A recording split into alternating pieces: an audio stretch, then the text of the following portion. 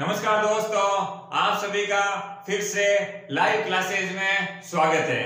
दोस्तों, आज के वीडियो हम लोग इंडियन ज्योग्राफी के तहत जो इंडिया की प्रमुख जनजातियां हैं उनके बारे में, ट्राइब्स के बारे में पढ़ने वाले हैं। हम लोग समझेंगे कि ट्राइब्स क्यों कहा जाता है, या अपन के कंपैरिजन में जो अपन शहरी या सिटी इलाकों में रहते हैं, अपन के कंपैरेटिवली में वो क्या करते हैं, उनकी क्या एक्टिविटी रहती है, क्या वो हमारे साथ रह सकते हैं तो क्या नहीं रह सकते, वो सारी चीजें हम लोग एक एक करके हम लोग बात करने वाले हैं। तो ठीक है दोस्तों, लेक्चर स्टार्ट करते हैं।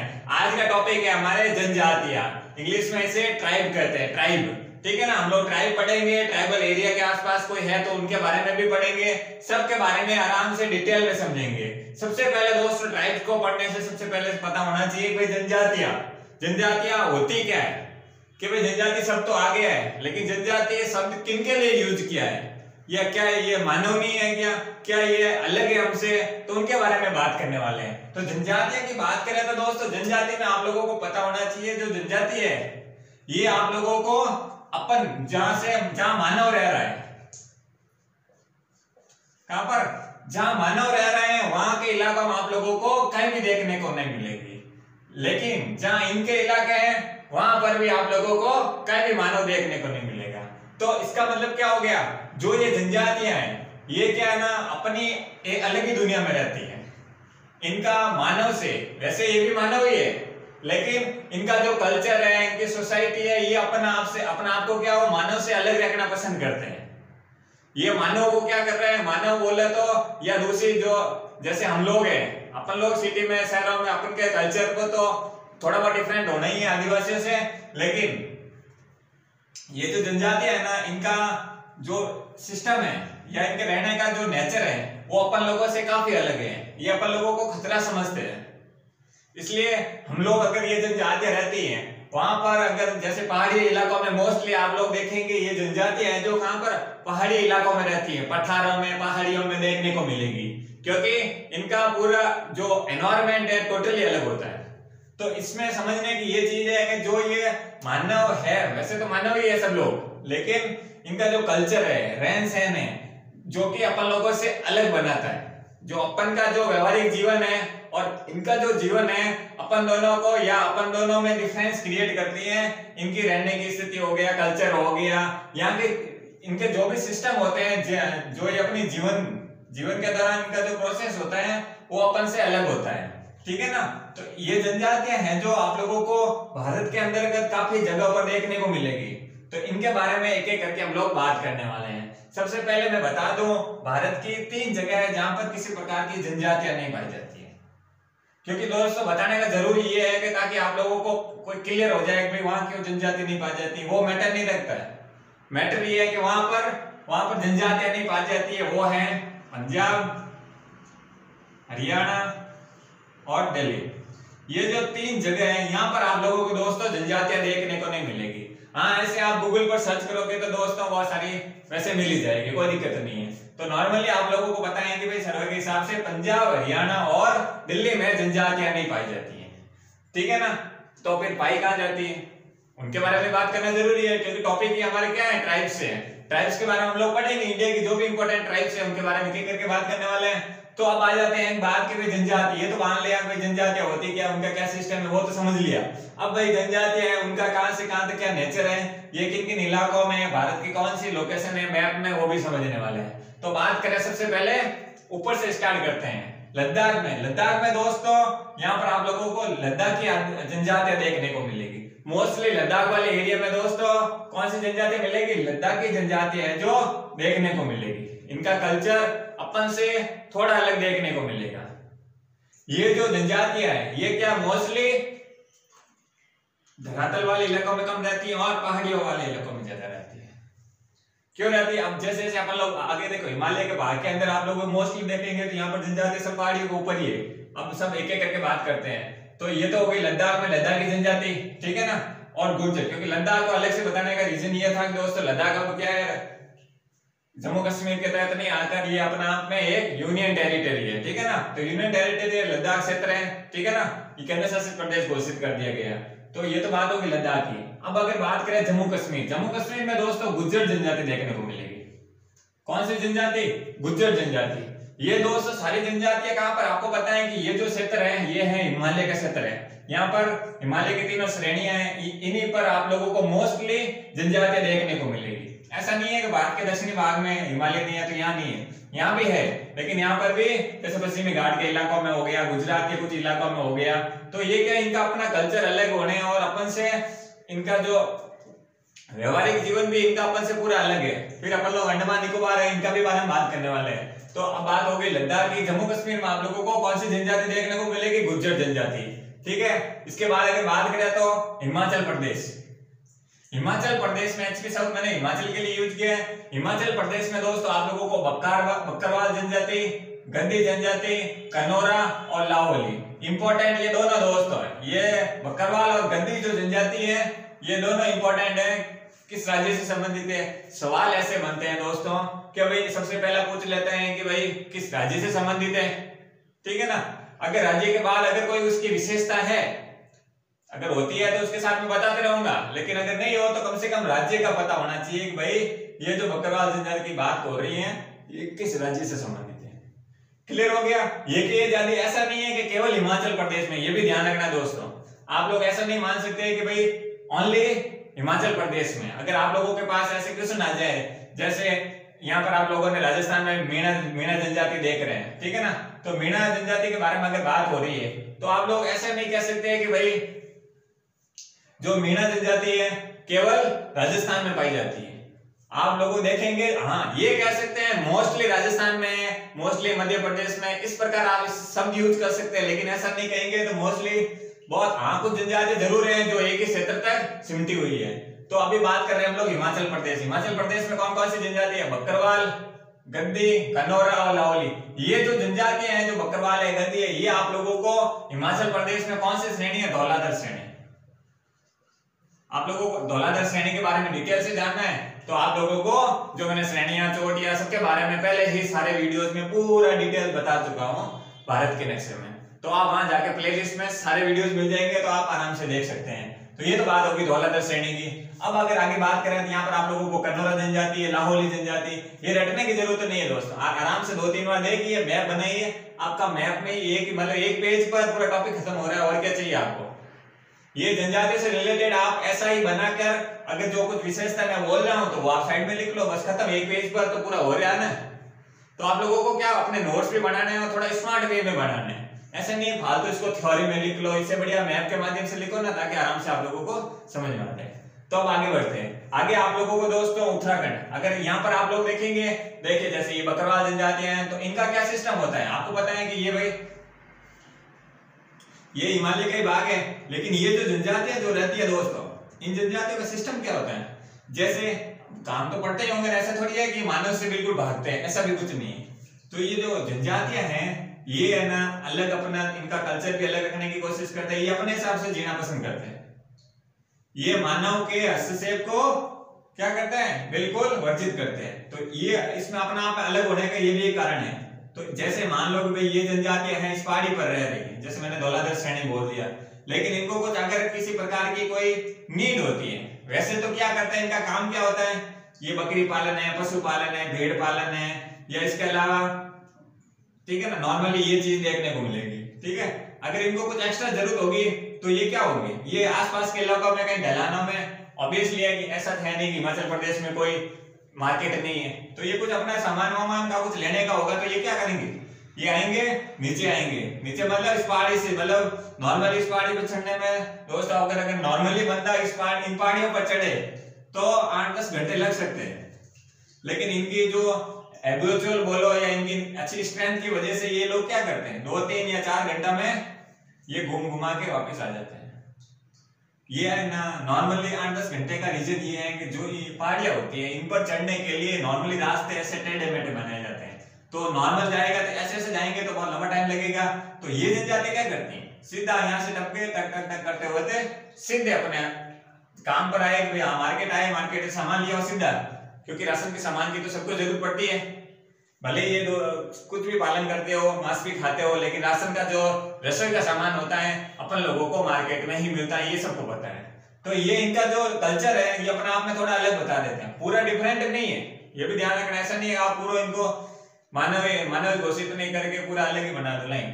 वो एक आदिवासी वाला होता है, वो थोड़ा अलग होता है, लेकिन ये जनजातियां हैं, ये अपने आप में जो भी है श्रेष्ठ है, ठीक है ना। तो अब अगर आगे बात करें, जैसे ये तो बात हो गई जनजातियों में कहां पर कैसे होता है ये मैंने आप लोगों को बता दिया, क्योंकि ये बकरी पालन, मछली पालन के बकरी पालन है, पशुपालन में जो भी जानवर होते हैं वो पालते हैं, लेकिन जरूरत पड़ती है तो इनका सेवन भी करते हैं, ये भी ध्यान रखना। तो अब आगे बढ़ जाते हैं। अगर उत्तराखंड में दोस्त आप लोगों को कुछ इस प्रकार जाति देखने को मिलेगी, मोस्टली आप लोगों को थारू और भोटिया जनजाति, ये ध्यान रखना। थारू जनजाति आप लोगों को पता होनी चाहिए। थारू और भोटिया मैंने पहले बताने का रीजन था, ये दोनों खास है, खास तो ये पीछे भी लिखा हुआ, ये भी एक प्रकार की जनजाति है, तो दोनों इंपॉर्टेंट है ये थारू और भोटिया। लेकिन यहाँ पर आप लोगों को कोई जनजाति और मारा और नीति और खास जनजाति भी देखने को मिलेगी। नीति जो जनजाति है, यहाँ आप लोगों को पता है डरा है, उसके आसपास के क्षेत्रों में, पहाड़ी वाले इलाकों में भी ये इस प्रकार की जनजातियां देखने को मिल जाएगी। तो उत्तराखंड में आप लोगों को सीधा समझ में आ गया, थारू, कोई, मारा, नीति, भोटिया और खास जनजाति देखने को मिलेगी। क्लियर हो गया। अब आगे बढ़ते हैं, आगे आ जाते हैं राजस्थान में। तो राजस्थान में दोस्तों बात करेंगे, जैसे अपन सब राजस्थान के हैं तो अपन राजस्थान की बात करें तो यहाँ पर आप लोग दोस्तों मीणा भी नोट करेंगे, लेकिन ऐसा नहीं कहेंगे मैक्सिमम मीणा है यहाँ पर, ये ध्यान रखना। मैक्सिमम मीणा आप लोगों को एमपी में देखने को मिलेंगे, लेकिन मैंने अभी पहले आप लोगों को बताया कि भाई एक जगह एक ही जनजाति हो ये कोई जरूरी नहीं है, वो जनजाति कम क्वांटिटी में या अधिक क्वांटिटी में दूसरे राज्य से संबंधित हो सकती है। तो ये बात हो गई मीणा हो गई। यहाँ पर आप लोगों को सहरिया जनजाति भी मिलेगी और गरसिया जनजाति भी। गरसिया जनजाति आप लोगों को कहीं और जगह भी मिलेगी, ये भी ध्यान रखना। जो गरसिया जनजाति है, सहरिया जनजाति है और यहाँ पर कालबेलिया जनजाति भी देखने को मिलेगी। समझ रहे हैं ना। ये मीणा, सॉरी मेरे को यहाँ बताना था, लेकिन यहाँ पर मीणा है जो राजस्थान में तो है ही है, लेकिन अगर मैंने जो भी एमपी में मीणाओं की ज्यादा बात की तो एमपी में मीणाओं की ज्यादा संख्या नहीं होकर भीलों की ज्यादा संख्या है, ध्यान रखना। ये डाउट क्लियर करने के लिए मैंने वापस रिपीट किया है, ठीक है ना। तो राजस्थान में कौन कौन सी कालबेलिया नृत्य आप लोगों ने सुना ही होगा, तो ये कालबेलिया जनजाति वाले लोग करते हैं, ये सबको पता है। कालबेलिया नृत्य राजस्थान के हैं तो सबको पता ही है। आगे अगर बात करें दोस्तों एमपी मध्य प्रदेश की बात करें तो यहाँ पर दोस्तों आप लोगों को मोस्टली मैंने अभी बताया था भील संख्या, जो भील अगर विशेषता अधिकतम मात्रा में कहाँ पाई जाती है, भीलों की जनजाति अधिक मात्रा में कहाँ मिलती है, वो है मध्य प्रदेश में। क्योंकि दोस्तों यहाँ के इलाकों की बात करें तो आपको पता है यहाँ पर मालवा पठार है, ठीक है ना। ये जो मिडिल इंडिया है, ठीक है ना। तो यहाँ पर आप लोगों को बहुत सारी पहाड़ियां तो वैसे पूरे भारत में कहीं ना कहीं देखने को मिलेगी, फ्लैट जगह कोई नहीं है, कहीं ना कहीं आप लोगों को फ्लैट तो आप लोगों को ये मात्र ये जो गंगा नदी का मैदान है इसके आसपास इलाकों में मिलेगी, लेकिन वहां पर इतनी जनजातियां वैसे भी नहीं होती, क्योंकि जनजातियां पहाड़ी वाले इलाकों में या पठार पहाड़ियों के आसपास के क्षेत्रों में ज्यादा मिलती है, ठीक है ना। क्योंकि वो ह्यूमन से थोड़ा अलग, ह्यूमन इन द सेंस अपन से थोड़ा अलग रहना चाहते हैं, ठीक है ना। तो ये बात होगी मध्य प्रदेश में बात करेंगे, यहाँ पर को कोल जनजाति, भील जनजाति, लंबाड़ा भी देखने को मिलेगी। लंबाड़ा इंपॉर्टेंट है और कोल भी इंपॉर्टेंट है, भील जनजाति है, वेगा भी देखने को मिलेगी और सहरिया जनजाति। तो मध्य प्रदेश में वैसे तो भीलों की संख्या अधिक है, लेकिन यहाँ पर जनजातियां भी बहुत सारी पाई जाती है, क्योंकि यहाँ पर आप लोगों को विंध्य पर्वत का क्षेत्र भी देखने को मिलेगा, अमरकंटक का एरिया भी देखा, कैमूर की पहाड़ियां भी मिलेगी। तो ये जो इलाका है खूब पहाड़ियों से भरा हुआ है, समझ रहे हैं ना। तो ये क्लियर हो गया, ये बात होगी मध्य प्रदेश की। अब अगर आगे बढ़े तो आगे आ जाते हैं गुजरात में दोस्तों आप लोगों को पता है कोली और बंजारा, कौन कौन से कोली जनजाति और बंजारा जनजाति का आप लोगों को थोड़ा सा भी दिमाग में आए तो आप लोगों को पता होना चाहिए ये किस राज्य से संबंधित है, ये गुजरात से। क्लियर हो गया। अब आगे बढ़ते हैं, आगे महाराष्ट्र की बात करें तो महाराष्ट्र में फिर आप लोगों को बंजारा देखने को मिलेगा, ठीक है ना। बंजारा याद आ रहा है ना, तो रामदेव जी के भजन में अपन लोग सुनते हैं। तो ये वारली, बंजारा, कोली यहाँ पर आप लोगों को यहाँ पर भी देख, क्योंकि दोस्तों जिस इलाका में जो जनजाति पाई जाती है ना, तो ये तो मान के चलो कि वो ऐसा है नहीं केवल गुजरात में होगी, उसके आसपास के इलाकों में जरूर मिलेगी। ये ध्यान रखना आप लोगों को, किसी भी जनजाति को एक क्षेत्र पर सीमित ना रखे, कम से कम उसके आसपास के इलाकों में तो संभावना हो सकती है। क्लियर हो गया। तो महाराष्ट्र में कौन कौन सी जनजाति है, वारली, बंजारा, कोली। और कर्नाटक की बात करें तो यहाँ पर आप लोगों को भारतीय जनजाति और भी मिलेंगी, अगर आप गूगल सर्च करोगे तो दुनिया भर की जनजातियां मिलेगी। लेकिन दोस्तों अपन को एग्जाम पास करना है, ठीक है ना, अपन जनजातियों की लीडरशिप नहीं चाहिए। क्लियर हो गया। तो आप लोगों को यहाँ पर कर्नाटक में भारतीय जनजाति देखने को मिलेगी। उसके आगे अगर बात करें तो केरल में बात करें तो दोस्तों आप लोगों को यहाँ पर मोपिला, नायर और कारद जनजाति देखने को मिलेगी। नाम इसलिए बता रहा हूँ क्योंकि विशेषताएं वही है दोस्तों, वही पहाड़ी से चढ़ते हैं, पहाड़ी से थोड़ा अलग रहते हैं पहाड़ी पर, ठीक है ना, उनका वही जीवन होता है। जीवन के बारे में मैंने पहले भी बता दिया, इसलिए आप लोगों को सीधे फैक्ट से आप लोगों को नाम पता होने चाहिए। क्लियर हो गया? तो मोपिला, नायर और कारद जनजाति क्लियर हो गया। आगे बात करें तमिलनाडु। तमिलनाडु में दोस्तों बड़गा जनजाति और टोडा, ये दोनों इंपॉर्टेंट है दोस्तों। बड़गा जनजाति और टोडा जनजाति की बात आते हैं, आप लोगों के दिमाग में ये आना चाहिए, ये तमिलनाडु राज्य की बात हो रही है। क्लियर हो गया? ये सारे फैक्ट्स है, इसलिए मेरे को डायरेक्ट बताना पड़े। मैंने बता दिया जनजाति क्या होती है, कैसे होती है, इसके बारे में सारी चीजें समझा दी है। आगे अगर बात करें सिक्किम की, सिक्किम में दोस्तों अगर लेप्चा जनजाति का एक ही नाम मिलेगा, मोस्टली आप लोगों को सिक्किम में देखने को मिलेगा। आप लोगों को कहीं भी लेप्चा नाम सुनने को नहीं मिलेगा, लेकिन भारत में मोस्टली आप लोगों को लेप्चा जनजाति है जो केवल सिक्किम में दिखाई देगी, मोस्टली सब यूज किया, ठीक है ना। ये तो बात हो गई सिक्किम, क्योंकि यहाँ पर बहुत सारी, यहाँ पर भी पहाड़ी है। अब मैं पहाड़ियों को पढ़ाने बैठूं तो आप लोग फिर कंफ्यूज हो जाओगे, क्योंकि ऑलरेडी मैंने पर्वत पहाड़ियों को पूरा डिटेल में बता रखा है। अब बात आती है अरुणाचल प्रदेश। अरुणाचल प्रदेश में दोस्तों डफला, मिरी, अबोर, मिसमी, क्या है? डफला, मिरी, अबोर, मिसमी। डफला, मिरी, अबोर, मिसमी की बात करें तो ये अरुणाचल राज्य से संबंधित है। अरुणाचल राज्य में दोस्तों ये एक प्रकार से पहाड़ियां भी है, ये ध्यान रखिए। छोटी छोटी कहां पर पहाड़ियां हैं? यहाँ पर डबला, मिरी, अबोर, मिसमी। डफला, मिरी, अबोर, मिसमी, ये चारों पहाड़ियां हैं। इन्हीं पहाड़ियों के नाम पर ही, या इन जनजातियों के नाम पर इन्हीं पहाड़ियों का नाम पड़ा, या इन्हीं पहाड़ियों के नाम पर इन्हीं जनजातियों का नाम पड़ा। तो क्या क्या नाम है? डफला, मिरी, अबोर, मिसमी जो जनजातियां हैं ये कुछ इस प्रकार है दोस्तों, डफला, मिरी, अबोर, मिसमी। क्लियर हो गया? ये इन्हीं पहाड़ी हिमालय की जो तीनों श्रृंखलाएं है ना, ये इन्हीं पर देखने को मिलेगी, ध्यान रखना। ये पूर्वोत्तर भारत के साइड है। आगे बात करते हैं असम। असम की बात करें तो असम में राभा, दिमारा, अबोर, आओ और मिकिर, मिकिर पहाड़ियां हैं। ये मिकिर पहाड़ियां मिकिर जनजातियों के नाम पर ही पड़ा है, ये आप लोगों को ध्यान रखना है। तो असम में कौन कौन सी जनजाति है? राभा, दिमारा, अबोर, आवो और मिकिर जनजातियां हैं जो असम राज्य से संबंधित है। सारे फैक्ट्स है दोस्तों, जनजाति क्या है उसके बारे में क्लियर हो चुका है। आगे बढ़ते हैं। आगे आप लोगों को नागा जनजाति में नागा जनजाति देखने को मिलेगी। मोस्टली नागालैंड में आप लोगों को ज्यादातर ऐसे नहीं, कोई दूसरी नहीं हो सकती, ध्यान रखना। ये मोस्टली सबसे ज्यादा अधिक मात्रा में नागालैंड में ही नागा जनजाति मिलेगी। क्लियर हो गया? आगे बढ़ते हैं। आगे बात आ जाती है मेघालय। मेघालय में आप लोगों को मोस्टली 3 जनजातियां देखने को मिलेगी, वो भी तीनों पहाड़ियों के नाम पर। कौन कौन सी? गारो, खासी, जयंतिया और बोडो जनजाति भी देखने को मिलेगी। हालांकि उसका संबंध दूसरे राज्य से भी है, लेकिन बोडो जनजाति आप लोगों को यहाँ पर भी देखने को मिलेगी। ये जो गारो, खासी, जयंतिया पहाड़ियां हैं, ये तीनों छोटी छोटी पहाड़ियां हैं, इन्हीं पर ये तीनों जनजातियां पाई जाती है, गारो, खासी, जयंतिया। क्लियर हो गया? अब आगे बढ़ते हैं। आगे दोस्त बात करते हैं मणिपुर की। मणिपुर में यहाँ पर आप लोगों को कुकी जनजाति देखने को मिलेगी। जैसे ही कुकी दिमाग में आए तो सीधा मणिपुर याद आना चाहिए। क्लियर हो गया? ये होगी कुकी जनजाति की बात। अब आगे बढ़ते हैं। आगे मिजोरम की बात करें। ये एमजे शब्द मैंने मिजोरम के लिए यूज किया है। तो मिजोरम में दोस्तों यहाँ पर लाखर, पाओ, मिजो, चकमा, ये ध्यान रखना दोस्तों, चकमा जनजाति का संबंध भी इस राज्य से है। लुसई और कुकी, तो कुकी अपन लोगों को मणिपुर में भी रहता, लेकिन ज्यादातर है, लेकिन यहाँ पर भी मिजोरम में भी कुकी जनजाति पाई जाती है। तो मिजोरम में कौन कौन सी जनजातियां पाई जाती है? तो दिमाग में यही आना चाहिए, लाखर, पाओ, मिजो, चकमा, लुसई और कुकी। क्लियर हो गया? ये आप लोगों को समझ में आ गया होगा। अब आगे बढ़ते हैं। आगे बात करते हैं झारखंड की। सॉरी, त्रिपुरा में एक जनजाति छूट गई है, ये है त्रिपुरा। यहाँ पर जनजाति है रियांग, ये करंट में भी अपडेट है, इसलिए ध्यान रखना। रियांग जनजाति, जिसे त्रिपुरी जनजाति भी कहते हैं। ऐसा नहीं है आप रियांग सुनो और त्रिपुरी, नहीं, त्रिपुरी ऐसा सुना नहीं है, ध्यान रखना। रियांग जनजाति को ही त्रिपुरी जनजाति कहते हैं। ये किस राज्य से संबंधित है? त्रिपुरा के। क्लियर हो गया? ये आप लोगों को समझ में आ गया होगा। अब आगे आ जाते हैं झारखंड। झारखंड में दोस्तों यहाँ पर संताल जनजाति, असुर जनजाति, खरिया जनजाति, खोंड है, मुंडा है, हो। अब ये जो भी जनजाति है, इनके बारे में आप लोगों ने आई थिंक कहीं ना कहीं दिमाग में आ रहा होगा।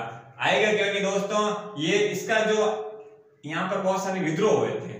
अगर क्या बात करें, मॉडर्न हिस्ट्री की बात करें तो मॉडर्न हिस्ट्री में दोस्तों जो भी 1857 की क्रांति से पहले आंदोलन हुए हैं, उसके आसपास के टाइम में आंदोलन हुए, तो उसमें आप लोगों को संताल विद्रोह भी देखने को मिलेगा।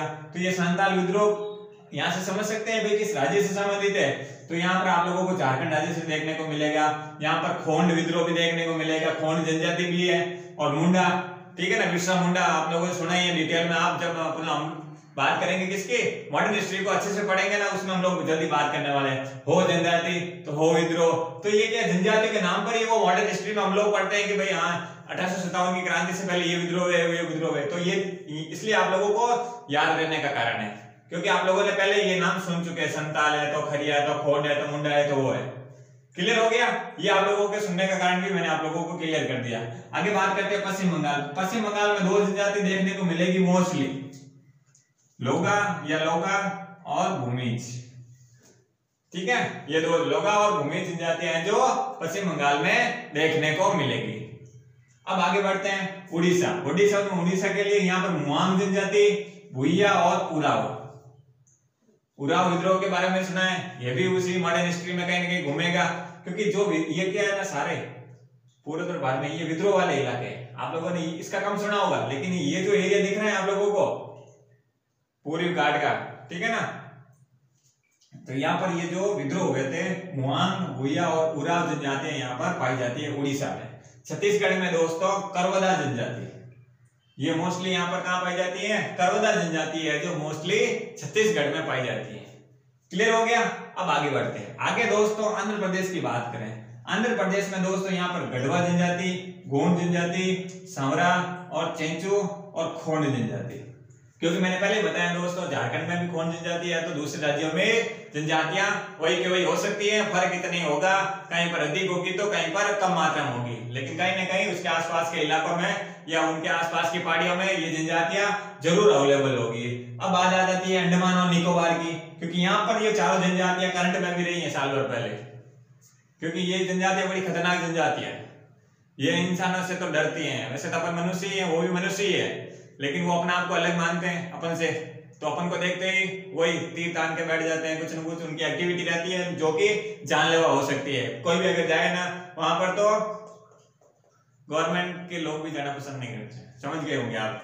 ओंग जनजाति, यहाँ पर जारवा जनजाति देखने को मिलेगी, सेंटरनली और सांपेन जनजातियां, सोम्पेन जनजातियां, सेंटरनली, ओंग और जारवा जनजातियां हैं जो अंडमान और निकोबार देखने को मिलेगी। ये तो पूरे अलग है, आप लोगों को पता है। ये जो द्वीप है, अब द्वीप है तो बड़ा द्वीप तो होना ही है, समझ जाएंगे। लेकिन ये जो भी जनजातियां हैं वैसे तो इनका कल्चर अलग है, ये अपन लोगों से डरते हैं। जो अपन शहरी वातावरण में रहते हैं अलग ही, अपने जो किसी सभ्यता में रहते हैं, जो भी सभ्यता है हमारी, लेकिन ये अपनी सभ्यता को अपनाते नहीं है और ये अपनी सभ्यता को लेके चलते हैं। ये इनकी जो पौराणिक सभ्यता है उनको लेके ही चलते हैं, जिसकी वजह से अक्सर टकराव देखने को मिलता है। क्लियर हो गया? तो दोस्तों इसमें जो भी जनजाति से रिलेटेड थे मैंने ट्राइब्स के बारे में अच्छे से बता दिया है, और एग्जाम में मोस्टली आप लोगों को इसके बाद वैसे भी कुछ नहीं जाने वाला है। बस शर्त यही है कि आप लोगों को अच्छे से पता होना चाहिए कौन सी जनजाति कौन सी कहां पर है, कौन सी नहीं है।